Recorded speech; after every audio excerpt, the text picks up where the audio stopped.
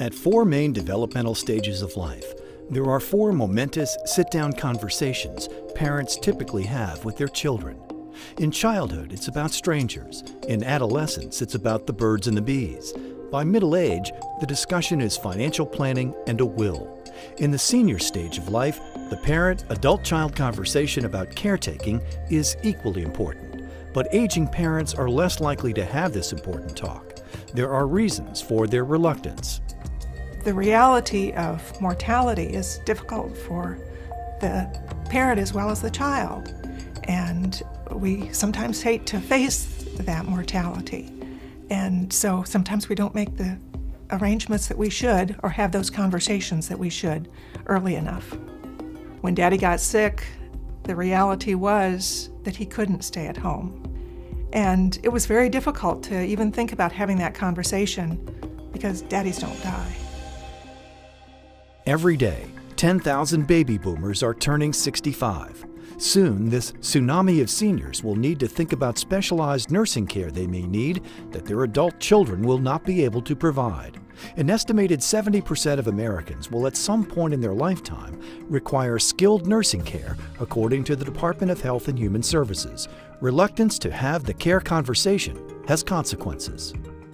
You know, we don't sit around the dining room table and have the conversation about what your wishes are as you age.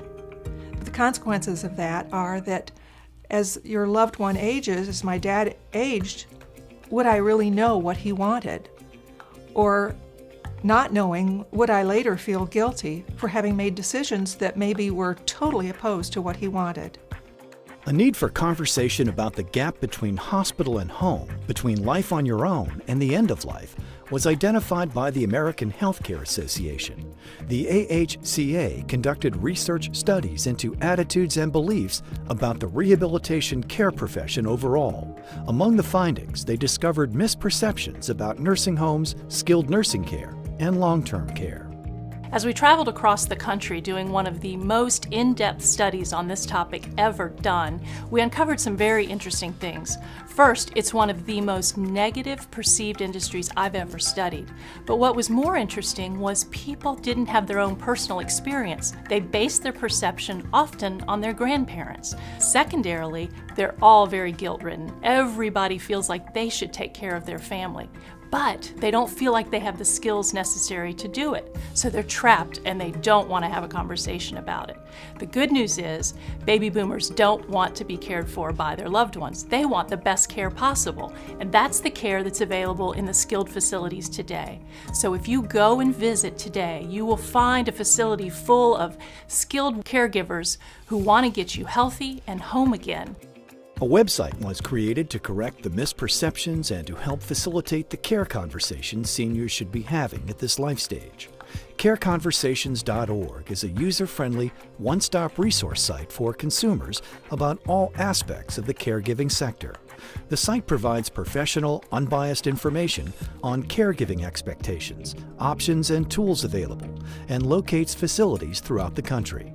Personal stories told on video by peers, seniors, and caregivers are also on the website.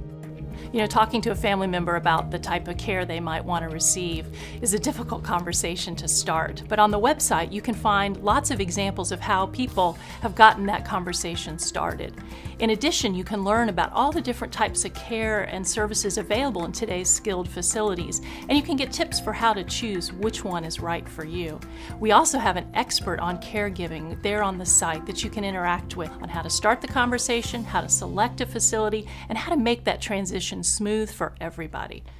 Because of medical reasons, I could no longer provide some care for my mom at home, and so she did become a resident over here in a skilled facility. And even though she had told me all of her life she never wanted to be in a nursing home, it was something absolutely horrible to her.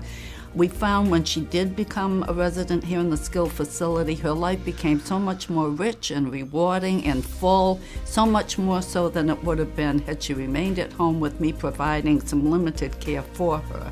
She's happy here, she's content. The activities really keep her engaged with the world, and it's been a very good move for my mom. Because of my profession, many of my friends call me when they first start having to have these conversations with their parents, and often they feel very alone. And I assure them that you don't have to feel alone, because many people go through this every single day, and there are resources available that can help you find the best care options for you. And many people don't realize that with the specialized services that are available in skilled nursing facilities, often people are able to return home even more independent than they were before their event. Baby boomers tend to consider themselves the active, youthful, age-defying generation. Getting them to plan their senior care with family may require the wisdom of a website. For more information and resources, visit careconversations.org.